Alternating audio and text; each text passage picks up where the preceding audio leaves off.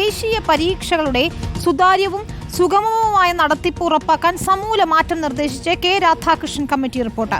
NEET പരീക്ഷ ഓൺലൈനാക്കാനാണ് ശുപാർശ. NTA ദേശീയ തലത്തിലെ പ്രവേശന പരീക്ഷകൾ മാത്രം നടത്തും. റിക്രൂട്ട്മെന്റ് പരീക്ഷകൾ നടത്തില്ല. പരാതികൾ പരിശോധിക്കാൻ ദേശീയ തലത്തിൽ സമിതി ഉൾപ്പെടെ 101 ശുപാർശകൾ കമ്മിറ്റി നിർദ്ദേശിച്ചു. നോബൽ മാരിക്കാരൻ ചേരുന്നു വിശദാംശങ്ങളുമായി. നോബൽ, ഒരു സമൂല പരിഷ്കരണമാണോ കെ രാധാകൃഷ്ണൻ കമ്മിറ്റി റിപ്പോർട്ടിലൂടെ മുന്നോട്ട് വെക്കുന്നത്? പലപ്പോഴായി പരീക്ഷകളുടെ സുതാര്യതകൾ സംബന്ധിച്ച സംശയമൊക്കെ വരുന്ന സാഹചര്യത്തിൽ കൂടിയാണ് ഈ റിപ്പോർട്ട് ഏറെ പ്രസക്തവുമാകുന്നത്.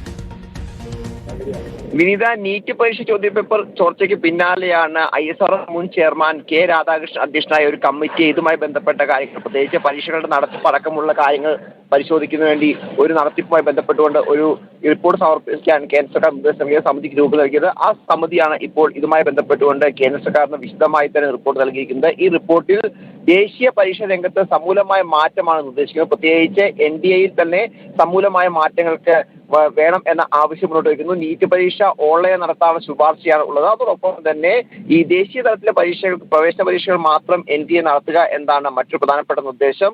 അതോടൊപ്പം തന്നെ ഇതുമായി ബന്ധപ്പെട്ടുകൊണ്ട് ഈ അടുത്ത വർഷം ഏജൻസി പുനഃക്രമീകരിക്കണം, NDA പുനഃക്രമീകരിക്കണം. ഒപ്പം 10 പുതിയ പോസ്റ്റുകൾ NDAയിൽ ക്രമീകരിക്കണം തുടങ്ങിയ നിർദ്ദേശങ്ങൾ വരുന്നു. ഒപ്പം പരാതി പരിശോധിക്കാൻ ദേശീയ തലത്തിൽ ഒരു സമിതി വേണം എന്നാണ് പ്രധാനപ്പെട്ട കാര്യം.